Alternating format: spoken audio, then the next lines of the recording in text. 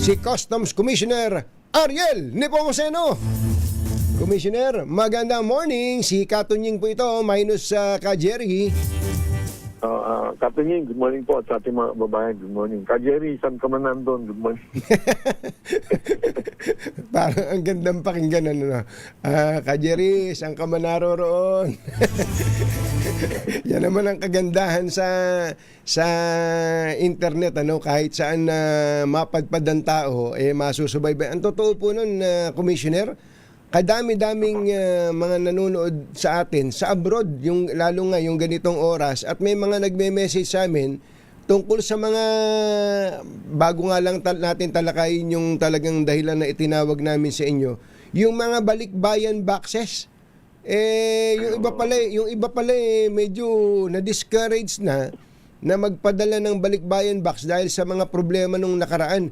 Ano na po ba update dun sa inyong niremedyohan na mga naantalang pagdadala ng balikbayan boxes? Yung mahigit na 42,000 balikbayan boxes na iniwanan ng mga forwarders, na-deliver na ho natin halos lahat yan. Natitira na lang 200 plus pa lang. Wow! So, na-deliver naman po natin ng libre po yun. Sana'y walang naloko na naman sa mga kababayan natin. 200 plus ka lang po yung natitira. Matatapos na po natin yan. Kaya lang sana nga po yung mga nakikinig po at nanonood sa inyong programa, kung magpapadala po ulit sila, doon na po sa mga maaayos na kumpanya. Dahil kundi uulit lang po yung problema niyan at sayang po yung kanilang pinaghirapan at pinag-ipunan po. Hindi, paano ba malalaman nung mga, especially yung mga OFWs at yung mga matagal nang naninirahan sa abroad na magpapadala, na legit yung padadala, yung gagamitin nilang mga forwarders? Oo nga po hindi po ako pwedeng mag-endorse. Siyempre, ang tingnan po. Pero pwede ho nilang tingnan sa website namin yung mga kinasuhan po namin. Huwag na po silang pumunta ron. Ngayon, may mga top 3, top 5 naman global. Medyo mas may kamahalan po ng content kumpara dun sa mga mura naman. Di ka naman makatulog ng 2 buwan kung darating yung iyong mga boxes. Doon na po sila sa top 3 or top 5 na kilala po nila yan. Malalaking kumpanya po yan globally. Hindi, Commissioner, wala naman sigurong masama. Total, binanggit nyo top 3 Hindi naman siguro tayo sisingilin ng DCRH. Mabanggit na natin, total, yun naman recorded na top 3 at wala pa namang nagiging problema sa inyo.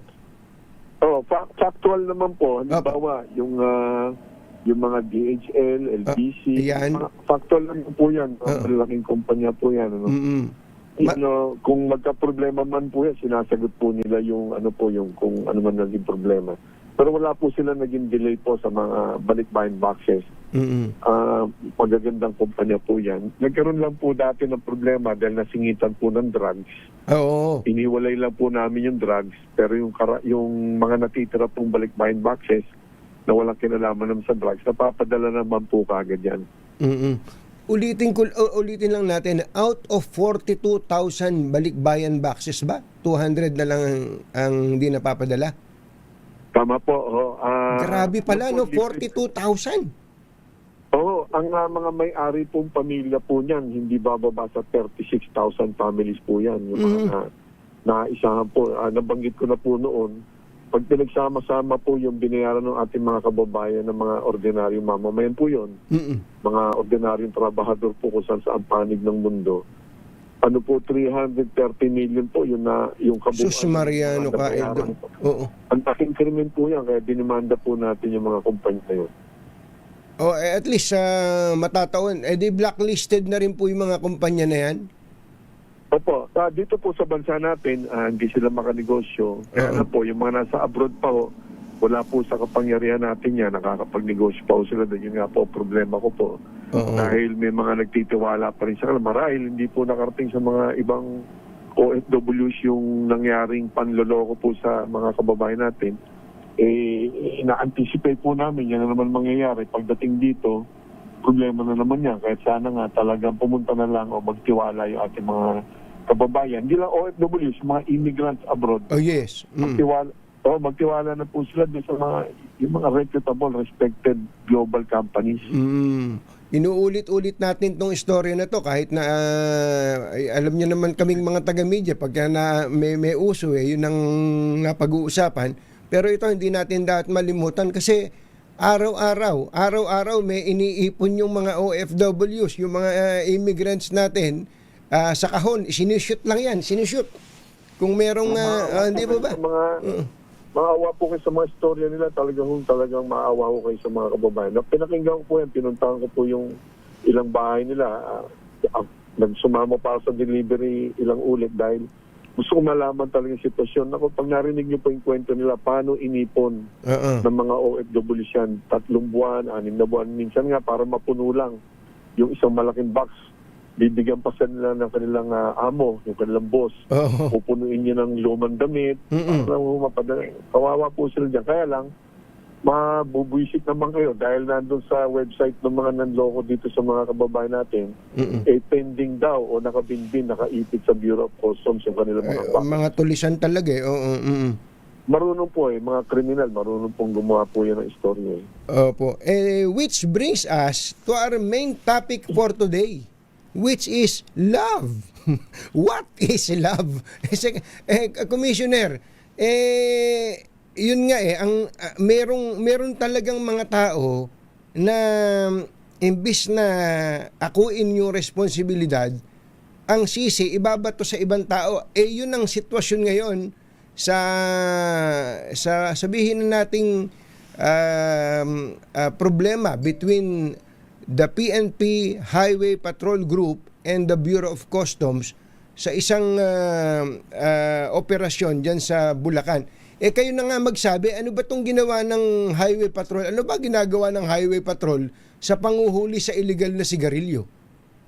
Yun nga rin po katanungan ko, yan po nasa pamunuan na po ng Highway Patrol Group kung paano nila susuriin po yun nangyari. Ayokong pangunahan. Nung panahon po ni General Hansel Marantan, yung kaibigan ko, madali ho namin nare-resolve dahil may koordinasyon kami bago siya umaksyon. Nagsasabi sa akin yan. Kami rin, pag kailangan namin tulong yan, nagsasabi basic coordination at respetuhan po. Ganyan lang naman. Ang kailangan natin sa kapwa sa ngayon. Kasi nung Miyerkules ng gabi, ng alas 10, habang sinusunog po yung mga smuggled cigarettes sa isang condemnation facility sa Bulacan, dahil sinusunod nila utos ko na siguro doon bantay sarado yung mga sigarilyong ganyan dahil ayaw kong maulit po yung mga nababalita dati na ibinebenta rin sa merkado yung mga sigarilyo. At may mga body cameras yan Kaya nga pinapareview ko, no? At pinapadagdagan ko pa ng CCTV, mura lang naman yan, para lahat ng pangyayari mabantay namin at sigurado 100% masusunog ngayon. Biglang dumating po yung team ng Highway Patrol Group doon sa area, mga bandang 10:50 ng gabi. At yun nga ang kino-question ko. Actually, ikinakasama ng loob ko yan dahil naka-uniforme naman yung mga tauhan namin. Meron talagang tatak, may ID, may mission order na akong pumirma. Nagpakilala naman bakit kailangan pa nilang para mga kriminal na pinrisk nila doon, kinaktapan. Nakakabastos yung ganun magkakasama kami sa pamahalaan. Hindi magandang ganyan, So, hininga naman ng tao namin anong mission order nila. At that point, walang maipakita pa. Pero later on, mga bandang 11, past 11 na, may pinakita na hindi natin alam kung mission order yun. May mga pangalan, Ang paliwanag nila at that point, again, kahapon na iba na yung istorya kasi kanya-kanya ng paliwanag yan Nung Miyerkules ng gabi, paliwanag nila, meron daw silang ibang target, the warehouse. So, syempre, kami naman, ayoko naman questionin yung kanilang galing. Ba't naman maliligaw sila dito sa kabilang warehouse? Magandang casing yan. Ayoko naman magsalita ng masama. Kung meron silang magandang misyon laban sa illegal cigarettes, maganda yan. Kaya lang, kung jurisdiction nila yun, sila na magkasundo-sundo kung talagang trabaho ba yan ng Highway Patrol Group. Ang akin lang, sana nagpakilala naman yung aming mga tauhan, bigyan din nila ng respeto dahil hindi naman sabihin natin mas lamang ba ang Philippine National Police kaysa sa HPG sa pagmamahal sa bansa at pagsisilbi sa bansa kaysa sa mga tauhan ko. Hindi naman tama yung ganun, di po ba? So, the next day, Nagpadala ko naman siya mensahe kay General Nartates at kay Secretary John Vic Rimulya. Dahil kami magkakaibigan at napakarami na namin pinagsamahan mga successful operations laban sa smuggled cigarette. Dagli naman sila nagsabi na titingnan nila yung pangyayari at nung hapon naman, yung bagong pinuno naman ng HPG, nirelieve niya naman yung mga tauhan nila dun sa area. Nagpapasalamat ako doon. Siguro upang maimbestigahan. Yes. Ibig sabihin, guilty kagad, para na magkaroon ng investigasyon. Ngayon, uulitin ko, kung totoo yung sinasabi nila na legitimate operations, lalo na kahapon, nagkaroon ng ibang istorya at may binabanggit pang may hinahabol pala sila mga taga-DOC. Hindi ko alam kung gumaganti lang, amin. Sana hindi gano'n. Yun nga. Actually, kaya po ganun yung transition natin mula doon sa balikbayan. Imbis ka kung akuin yung responsibilidad, ibabato pa sa iba. Apologize na lang sa amin, hindi po ba? Hindi po ba? Ngayon, ang dating, pinalilitaw po ngayon dito sa, parang resback nga ito ng Highway Patrol, na nangungulekta daw itong dalawang, ilang tauhan ng Bureau of Customs, doon sa kanilang illegal na aktibidad yan sa Bulacan. Yun nga po nga ito nabasa ko po yung ulat sa news nila, sa mga balita ko na lang nakita yan. Opo. Meron daw a certain Alex at Joy na ini-interrupt nila. Sa dami naman nila, ayoko namang baka naman napakagaling nitong Alex at Joy, natakasan sila. Ay kung inuhuli na nila, nagbayad na siguro sila. Diba? Nakita ko lang sa ulat. Nandun daw yung truck sa loob, tapos nakatakas.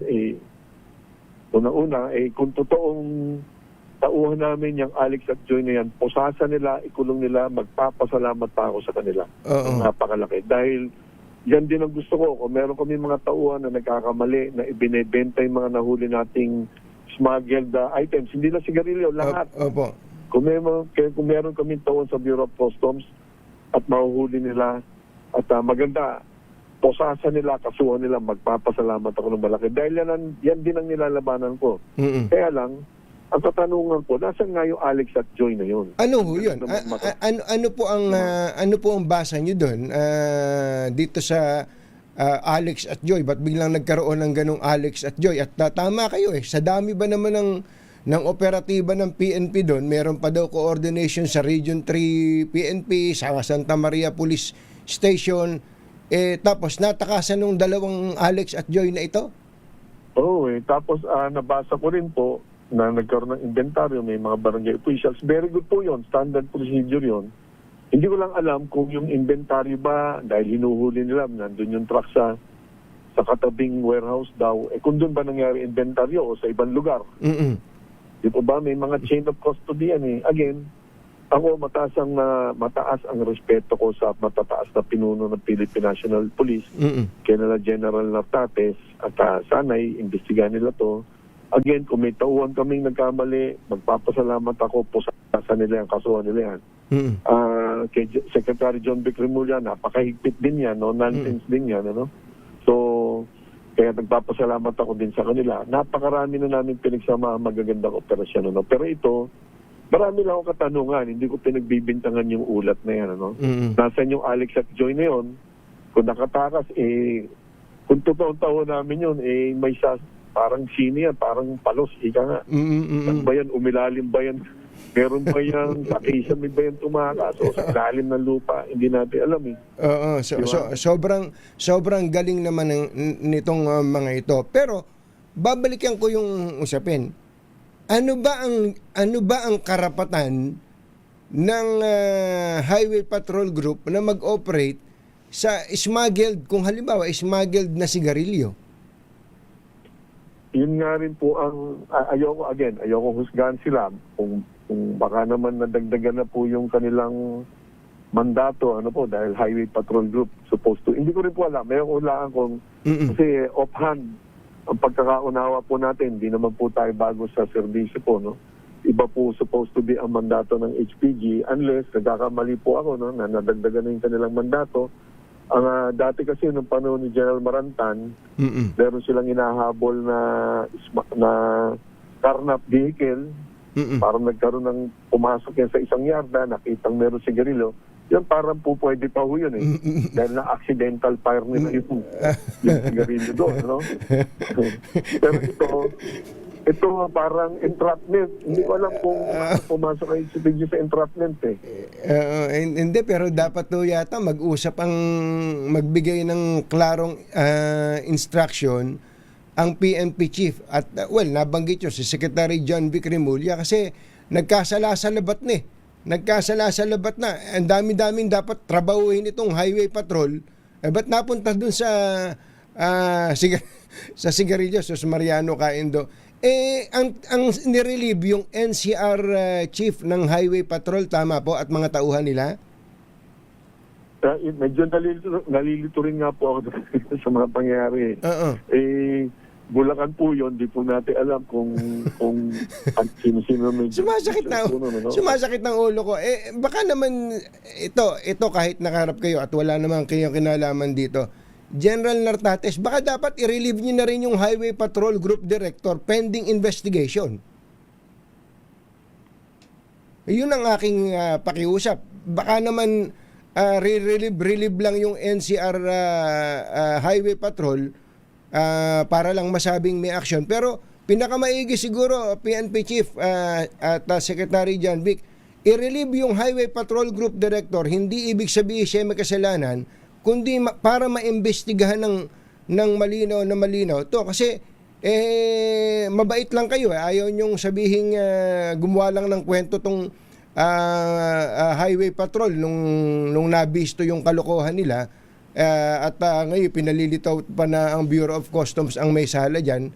Pero siguro para kwentas klaras na pwede rin maimbestigahan ng Bureau of Customs, maimbestigahan na pero in the meantime, i-relieve yung director ng Highway Patrol Group at iba pang involved yan. Well, Commissioner, hindi ko po kayo inuurot dito, hindi ko kayo pinoprovoke, pero sa kahapon ko po binabasa itong balita na to, hindi ko maintindihan ano ginagawa ng Highway Patrol sa sigarilyo. Ako po, yun nga po, basta ako po, again, kung meron talagang totoong Alex at Joy silang hinahabol na taga Bureau of Customs daw, talagang pinapangarap kong mahuli po nila yan. At kung sino ang mga kasamaan yan sa Bureau of Customs, huliin nila, bigyan nila ng top priority na tulong sa bansa, huliin nila, magpapasalamat ako sa kanila. Subalit yun nga lang, nakatakas daw, di ba? Ayaw ko nagagahin kung nadaig sila nung ina-entrap nila, di ba? Ngayon, kung jurisdiction naman po yan ng HPG, ayan po ay nasa sa pamunaan na po nila yan. Ano? Ngayon, yung bagong HPG director naman daw po, pinagtanong-tanong ko, to be fair, marami nagsasabi naman na maayos na official siya, no? Hindi ko pa siya nakaharap. Kaya lang, again, ayaw kong pakialaman po yung kanilang diskarte kung paano nila to pag-aaralan. Kami naman, again, sa BOC, kung meron nagkamali sa aming mga tauhan, sadyang nagbebenta, at sayang, na-entrap na sana nila pala, hulihin nila, habulin nila. At kung gusto nila akong pagtiwalaan, kagaya ng panahon namin nila General Maranta, nagtatawagan kami niya kung may hulin sa aming mga tauhan, ako ay tutulong, magko-cooperate at talagang gustong-gusto kong matigil kung totoong meron ganyang involvement ang aming mga tauhan. Opo. Customs Commissioner Ariel Nepomuceno, maraming salamat po sa inyong oras at maghihintay po kami ng update dito po sa bagay na ito. Thank you po. Salamat din po. Maraming salamat at magandang umaga po kay Customs Commissioner Ariel Nepomuceno.